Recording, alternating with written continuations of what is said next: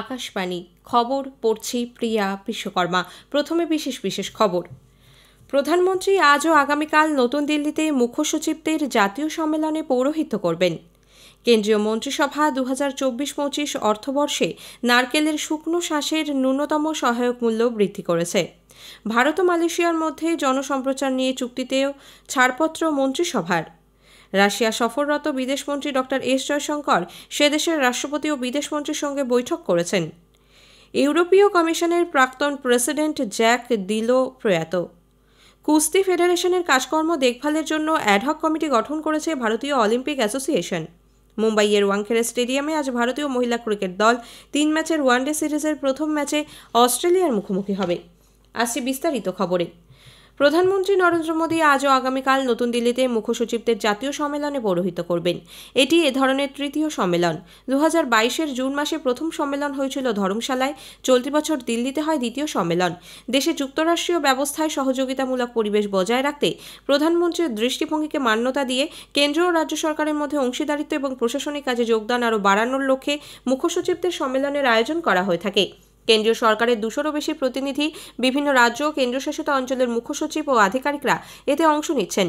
Is of living বা সহজে জীবনযাপনকে মূল লক্ষ্য স্থির করে গ্রাম এবং শহর উভয় ক্ষেত্রে জীবনযাত্রার মানোন্নয়নের লক্ষ্যে উভয় সরকারের সহযোগিতা বৃদ্ধি এই সম্মেলনের উদ্দেশ্য।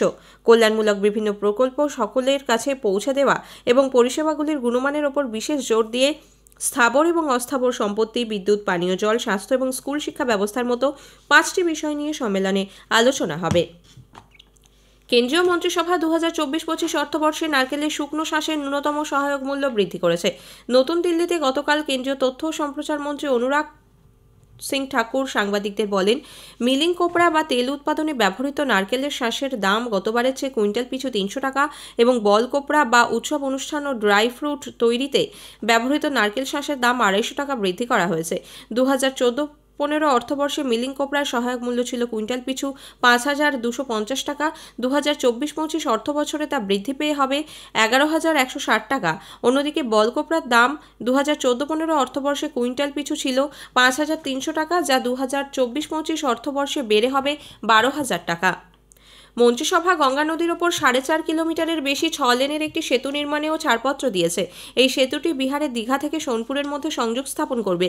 এতে মোট খরচ ধরা হয়েছে 3,064 কোটি টাকা। ভারত ও মালয়েশিয়ার মধ্যে রেডিও ও টেলিভিশনের মতো গণসম্প্রচারকে উৎসাহ দিতে একটি সমঝোতা পত্রেও অনুমোদন দিয়েছে মন্ত্রিসভা। চলতি বছর নভেম্বরে প্রসার ভারতী এবং রেডিও টেলিভিশন মালয়েশিয়ার মধ্যে চুক্তিটি স্বাক্ষরিত হয়েছিল।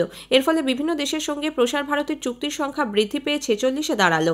এই চুক্তির ফলে সংস্কৃতি, শিক্ষা, বিজ্ঞান, প্রযুক্তি, ক্রীড়া এবং অন্যান্য ক্ষেত্রে অনুষ্ঠান ও সম্প্রচারের আদান প্রদান ঘটবে। মন্ত্রিসভা একই সঙ্গে ভারত ও ইতালির মধ্যে দক্ষ শ্রমিক, ছাত্রছাত্রী এবং পেশাদারদের যাতায়াতের সুবিধা ও কাজের জন্য মোবিলিটি অ্যান্ড মাইগ্রেশন চুক্তিতে অনুমোদন দিয়েছে। এই চুক্তির ফলে ভারতীয় ছাত্রছাত্রীরা প্রশিক্ষণের পর 12 মাস পর্যন্ত পেশাগত অভিজ্ঞতা অর্জনের জন্য সেদেশে থাকতে পারবেন। এছাড়াও মন্ত্রিসভা অকল্যান্ডে ভারতীয় দূতাবাস খোলার ব্যাপারেও অনুমোদন দিয়েছে। অঙ্গদান সম্পর্কে মানুষকে উৎসাহিত করতে আরও বেশি মাত্রায় সচেতনতা শিবির আয়োজনের উপর জোর দিয়েছেন রাষ্ট্রপতি দ্রৌপদী মুর্মু।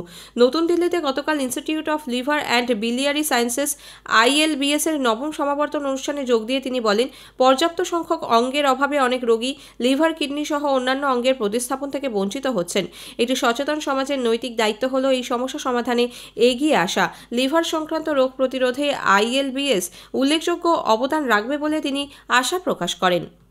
पर्याप्त संख्या में ऑर्गन्स की उपलब्ध न होने के कारण बहुत से मरीज लीवर या किडनी ट्रांसप्लांट अथवा किसी अन्य ट्रांसप्लांट से वंचित रह जाते हैं। बहुत से मरीज बड़ी कठिनाई और विलंब के बाद ट्रांसप्लांट करवा पाते हैं। दुर्भाग्य से ऑर्गन डोनेशन से जुड़े अनैतिक कृत्य भी समय समय पर उजागर होते रहते हैं।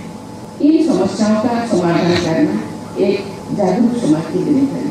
हमारे देश में ऑर्गन डोनेशन यानी देहदान के बारे में लोगों को प्रोत्साहित करने के लिए बड़े से बड़े पैमाने पर अधिक से अधिक जागरूकता अभियानों का आयोजित करने की आवश्यकता है। মেরা যুবা ভারত পোর্টালে ৩৫ লক্ষের বেশি মানুষ নাম নথিভুক্ত করেছেন। প্রধানমন্ত্রী নরেন্দ্র মোদী বীর বাল দিবসে তরুণদের বিপুল সংখ্যায় এই পোর্টালে নাম নথিভুক্ত করার আবেদন জানান।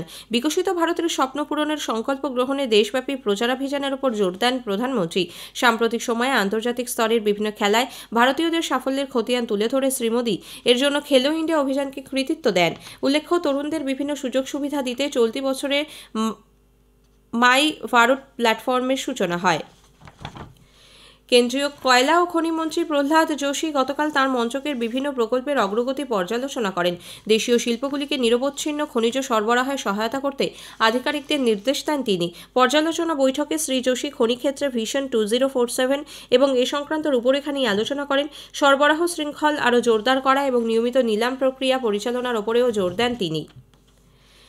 চেন্নাইয়ের ইন্ডিয়ান অয়েল কর্পোরেশন প্লান্টে ভয়াবহ বিস্ফোরণে একজনের মৃত্যু হয়েছে। আশঙ্কাজনক অবস্থায় হাসপাতালে ভর্তি আরও এক কর্মী। গতকাল ইথানল ভর্তি ট্যাঙ্কে ঝালাইয়ের কাজ চলাকালীন এই বিস্ফোরণ ঘটে। দমকলের 5টি ইঞ্জিন ঘটনাস্থলে পৌঁছে আগুন নিয়ন্ত্রণে আনে। প্রধানমন্ত্রী নরেন্দ্র মোদী এই মাসের 31 তারিখ আকাশবাণীতে মন কি বাত অনুষ্ঠানে তাঁর চিন্তাভাবনা দেশ বিদেশের মানুষের সঙ্গে ভাগ করে নেবেন। এটি হবে মাসিক এই বেতার অনুষ্ঠানের 108তম পর্ব। অনুষ্ঠানটি আকাশবাণী এবং দূরদর্শনের সকল চ্যানেল, এআইআর নিউজ ওয়েবসাইট এবং নিউজ অন এআইআর মোবাইল অ্যাপে সকাল 11টায় সম্প্রচারিত হবে। AIR news, DD news, PMO এবং তথ্য সম্প্রচার মঞ্চকের ইউটিউব চ্যানেলগুলিতেও সরাসরি সম্প্রচার করা হবে মন কি বাত। হিন্দি সম্প্রচারের পরপরই আঞ্চলিক ভাষায় অনুবাদ সম্প্রচারিত হবে। আঞ্চলিক ভাষার তর্জমা রাত 8টায় পুনঃ সম্প্রচারিত হবে। খবর শুনছেন আকাশবাণী থেকে। রাশিয়া সফররত বিদেশমন্ত্রী ডক্টর এস জয়শঙ্কর গতকাল ক্রেমলিনে সে দেশের রাষ্ট্রপতি ভ্লাদিমির পুতিনের সঙ্গে বৈঠক করেছেন। ইউক্রেনের যুদ্ধসহ একাধিক বিষয়ে তাদের মধ্যে কথা হয়। পুতিন বলেন, প্রধানমন্ত্রী নরেন্দ্র মোদী শান্তিপূর্ণভাবে ইউক্রেন সমস্যার সমাধানে বিশ্বাসী। রাশিয়া ভারতের সঙ্গে এই সমস্যার সমাধানে সমস্ত তথ্য ভাগ করে নিতে চায় বলে তিনি জানান। প্রধানমন্ত্রীকে আগামী বছর রাশিয়া সফরের জন্য আমন্ত্রণ জানিয়েছেন পুতিন। এদিকে বিদেশমন্ত্রী মস্কোয় রাশিয়ার বিদেশমন্ত্রী সের্গেই ল্যাভরভের সঙ্গেও দ্বিপাক্ষিক বৈঠক করেন। বৈঠকে ভারত মহাসাগরীয় অঞ্চল, ইউক্রেন এবং ইসরায়েল গাজা সংঘর্ষ নিয়ে বিস্তারিত আলোচনা হয়। এরপর দুদেশের মধ্যে আগামী 4 বছরের জন্য প্রোটোকল অন কনসালটেশন স্বাক্ষরিত হয়। অর্থনৈতিক সহযোগিতা, শক্তি, যোগাযোগ ব্যবস্থা, সামরিক প্রযুক্তি এবং দুদেশের জনসাধারণের মধ্যে যোগাযোগ বৃদ্ধি এর অন্যতম উদ্দেশ্য। পরে ডক্টর জয়শঙ্কর সাংবাদিকদের বলেন, কৌশলগত অংশীদারিত্বের ভিত্তিতে দুদেশের মধ্যে দায়িত্বশীল ও নিবিড় সম্পর্ক রয়েছে। আন্তর্জাতিক পর্যায়ে যুদ্ধবিরতির আবেদন সত্ত্বেও ইসরায়েলের সামরিক বাহিনী আইডিএফ গতকাল গাজায় স্থল, জল ও আকাশপথে হামলা চালিয়েছে। সেনাবাহিনীর প্রধান হারজি হালেভি জানিয়েছেন, হামাসকে নিশ্চিহ্ন করতে এই যুদ্ধ কয়েক মাস স্থায়ী হবে। এদিকে আইডিএফ জানিয়েছে, গতকাল তাদের আরও 3 সেনা যুদ্ধে প্রাণ হারিয়েছেন। এই নিয়ে গত 20 অক্টোবর গাজায় অভিযান শুরুর পর থেকে 166 জন সেনার মৃত্যু হল। ইউরোপীয় কমিশনের প্রাক্তন প্রেসিডেন্ট জ্যাক দিলো প্রয়াত। আধুনিক ইউরোপীয় ইউনিয়নের রূপকার বলে পরিচিত 98 বছর বয়সী প্রাক্তন এই প্রেসিডেন্টের প্যারিসে মৃত্যু হয়েছে বলে তাঁর মেয়ে জানিয়েছেন। 1985 থেকে 1995 পর্যন্ত তার সভাপতিত্বকালে ইউরোপীয় ইউনিয়নের প্রধানদের ব্রাসেলস বৈঠকে সীমান্তের বেড়াজাল ভেঙে পণ্য পরিষেবা এবং মানুষের মধ্যে আদান প্রদান অবাধ করার ব্যাপারে সহমত হয় সদস্য দেশগুলি। ইউরোপীয় সেন্ট্রাল ব্যাংক তৈরি এবং ইউরো কারেন্সি সৃষ্টির ক্ষেত্রে ইউরোপীয় ইউনিয়নের আর্থিক নীতির রূপরেখা তৈরিতেও দিলোর ভূমিকা ছিল গুরুত্বপূর্ণ। পাকিস্তান মুসলিম লীগ নওয়াজ আসন্ন সাধারণ নির্বাচনে প্রাক্তন প্রধানমন্ত্রী নওয়াজ শরীফের নাম গতকাল প্রধানমন্ত্রী পদপ্রার্থী হিসেবে ঘোষণা করেছে। এর ফলে তিনি চতুর্থবারের জন্য এই পদের দলীয় প্রার্থী হলেন। দুর্নীতির দায়ে গ্রেপ্তারি এড়াতে 4 বছর লন্ডনে স্বেচ্ছা নির্বাসন কাটিয়ে গত অক্টোবরে তিনি দেশে ফেরেন। আগামী 8ই ফেব্রুয়ারি সংসদীয় নির্বাচনে তার প্রতিদ্বন্দ্বিতা করার ওপর নিষেধাজ্ঞা তুলে নেওয়ার পর তিনি ন্যাশনাল অ্যাসেম্বলি 130 লাহোর আসনের মনোনয়নপত্র দাখিল করেছেন। অস্ট্রেলিয়ার পূর্ব উপকূলে প্রবল ঝড় বৃষ্টিতে গতকাল কমপক্ষে 10 জনের মৃত্যু হয়েছে। ক্রিসমাসের ছুটিতে এই প্রাকৃতিক বিপর্যয়ে 90,000-এরও বেশি বাড়ি বিদ্যুৎবিহীন হয়ে পড়ে। ক্রীড়া মঞ্চকের আবেদনে সাড়া দিয়ে ভারতীয় অলিম্পিক অ্যাসোসিয়েশন আইওএ কুস্তি ফেডারেশনের কাজকর্ম দেখভালের জন্য অ্যাডহক কমিটি গঠন করেছে। এর চেয়ারম্যান হয়েছেন ভূপিন্দর সিং বাজওয়া। সদস্য হিসেবে থাকছেন এম সোমাইয়া এবং মঞ্জুষা কাওয়ার। খেলোয়াড় নির্বাচন, আন্তর্জাতিক প্রতিযোগিতায় অংশগ্রহণের জন্য তাদের নাম নথিভুক্ত করা সহ বিভিন্ন দায়িত্ব পালন করবে এই অ্যাডহক কমিটি। সেঞ্চুরিয়ানের সুপার স্পোর্ট পার্কে প্রথম টেস্টের দ্বিতীয় দিনের শেষে দক্ষিণ আফ্রিকা প্রথম ইনিংসে ভারতের থেকে 11 রানে এগিয়ে রয়েছে। 8 উইকেটে 208 রান নিয়ে গতকাল দ্বিতীয় দিনের খেলা শুরু করে ভারতের প্রথম ইনিংস 245 রানে শেষ হয়ে যায়। এরপর দক্ষিণ আফ্রিকা প্রথম ইনিংসে ব্যাট শুরু করে দিনের শেষে 5 উইকেটে 256 রান করে। মুম্বাইয়ের ওয়াংখেড়ে স্টেডিয়ামে আজ ভারতীয় মহিলা ক্রিকেট দল 3 ম্যাচের ওয়ানডে সিরিজের প্রথম ম্যাচে অস্ট্রেলিয়ার মুখোমুখি হবে। খেলা শুরু ভারতীয় সময় দুপুর 1টায়।